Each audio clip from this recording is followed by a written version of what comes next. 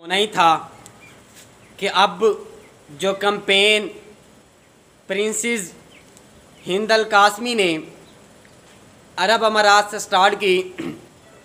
UAE से start की। मैं यहाँ पे आज आपको ये भी बता दूँ कि प्रिंसेस क्या होती हैं,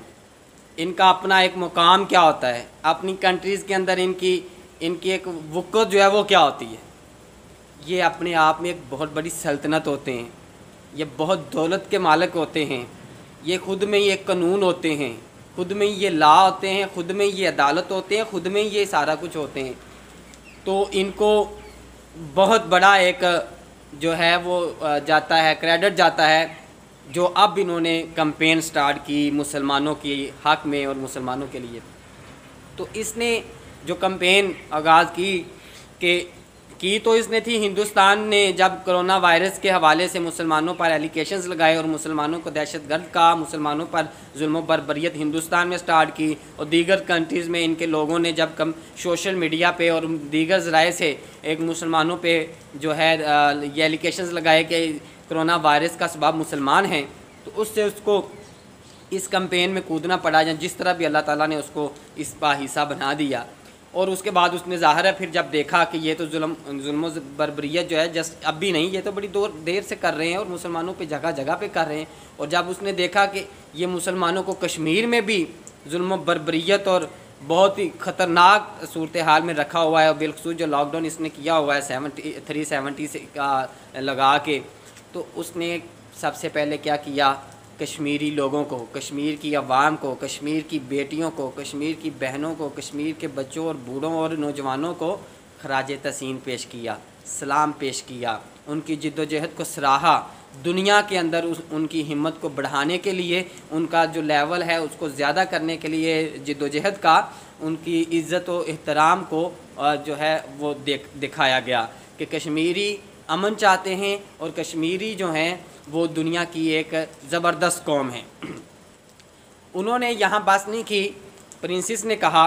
कि इंडिया जो है वो अपनी तमाम तर लिमिटें जो है वो क्रॉस कर चुका है, और कश्मीर के अंदर जो उसने करना था कर चुका है। अब मज़ीद अगर वो इन चीज़ों से बाज नहीं आएगा, मज़ीद इन चीज़ों से अगर वो नहीं रुकेगा, तो फिर अरब अमारात भी उनके अगेंस्ट, इंडिया के अगेंस्ट खड़े होंगे और कश्मीर का पूरा साथ देंगे। अच्छा, ये सारी कैंपेन का ये प्रिंसेस के बयानात आने शुरू हुए, अरब अमारात ने एक्शन लेने शुरू किए, मुसलमानों की बात करना शुरू की, अमेरिका जैसे मुल्क ने मुसलमानों की हमायत का जो है वो सिलसिला शुरू कर दिया, और बड़े बड़े मुल्कों ने दुनिया के अंदर मुसलमानों की हमायत शुरू की। इसका जो क्रेडिट है वो पाकिस्तान को जाता है, क्योंकि पाकिस्तान एक अरसे से इस चीज़ की स्ट्रगल कर रहा था, दुनिया के अंदर ये रोना रो रहा था कि पाकिस्तान ही नहीं दुनिया के साथ जो है वो, दुनिया के मुसलमानों के साथ इंडिया जो है नारवे सलूक अपना रहा है, और इंडिया जो है वो मुसलमानों को अजियतनाक सज़ाएँ बिला जवाज़ दे रहा है। अब उसका रिज़ल्ट आना शुरू हो गया। पाकिस्तान की लीडरशिप तो पीछे कई बड़े जो मुल्कों के इजलास थे वहाँ पे कह चुकी है कि ये जो जुल्म बर्बरियत कश्मीर में हो रही है, अगर ये बंद नहीं होती तो इसके असरात दुनिया में जाएंगे और दुनिया में इसके असरात को महसूस किया जाएगा। यानी अब देखें इसका क्या हुआ है, जो महसूस हो रहे हैं कि दुनिया कश्मीर के मामले पे अब जान चुकी है कि इंडिया का जो प्रोपेगेंडा था, इंडिया एक्सपोज हो गया पूरी दुनिया में कि इंडिया जानबूझकर सारा कुछ खुद कर रहा है।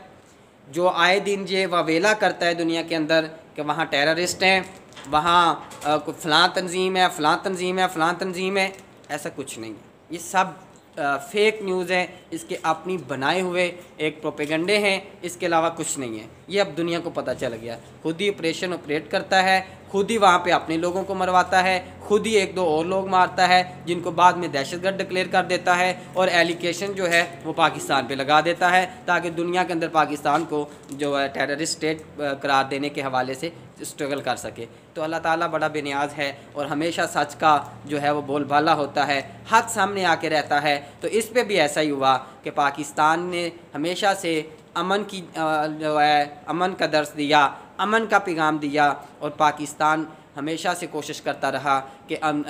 सच का साथ दिया जाए और सच का सहारा लिया जाए। और आज ये वक्त आ रहा है कि वो जो जिद्दोजहद थी, वो जो स्ट्रगल थी, वो अब सुरखरू होने जा रही है और दुनिया के अंदर पाकिस्तान का इमेज बढ़ रहा है। पाकिस्तान को रिस्पेक्ट से देखा जा रहा है, पाकिस्तान को इज़्ज़त की निगाहों से देखा जा रहा है। और इंडिया के अब बुरे दिन आ गए, अब बुरे दिन आए हैं तो उस पर देखें, इंडिया खुद जो है अब मुरझाया हुआ नज़र आ रहा है, खुद परेशान है, सर पकड़ लिए, क्या होगा, कैसे होगा, किधर जाएंगे। अब उनकी जो फाइनेंस है वो भी ख़त्म होने जा रही है, क्योंकि यूएई और अरब अमारात उनके जो तकरीबन 3 मिलियन से अबव लोग थे वहाँ पे, उनको वहाँ से निकालने के इरादे रखता है। उनका फाइनेंस जो एक्सपोर्ट हो रहा था बाहर एयर, उसको भी वो ख़त्म करने जा रहा है। और मज़ीद जो उसकी थे इसके इश्तराक थे अरब अमारात के साथ, दीगर कंट्रीज़ के साथ, उस पर भी ख़त्म होने जा रहे हैं। जैसे मैंने पहले भी बताया कि सफारत खाने ख़त्म करने के इरादे रखे जा रहे हैं। और इस तरह इंडिया को सबक सिखाने का बहुत ही ज़बरदस्त प्लान तैयार किया जा रहा है। तो अभी भी इंडिया के पास वक्त है कि अपनी किए हुए पे शर्मिंदा हो और दुनिया के सामने आके अपनी माफ़ी वाला मामला करे और दुनिया को हक़ाइक़ बताए, दुनिया को बताए कि इसने किस तरह मुसलमानों को ज़लील किया, मुसलमानों के साथ जुल्म किया, मुसलमानों के साथ ज़्यादतियाँ की, मुसलमानों के साथ जबर किया और दुनिया के सामने एक मकर दिखाया। तो मैं भी इसको फिर भी कोई दुनिया अपने साथ रखे, वरना मुझे डर है कि अब इंडिया को तमाम तर रियासतें जो है इसके साथ बाइकाट कर देंगी, इंडिया के साथ तमाम ताल्लुकात ख़त्म कर देगी और इंडिया को लग थलग एक रियासत बनकर रहना पड़ेगा।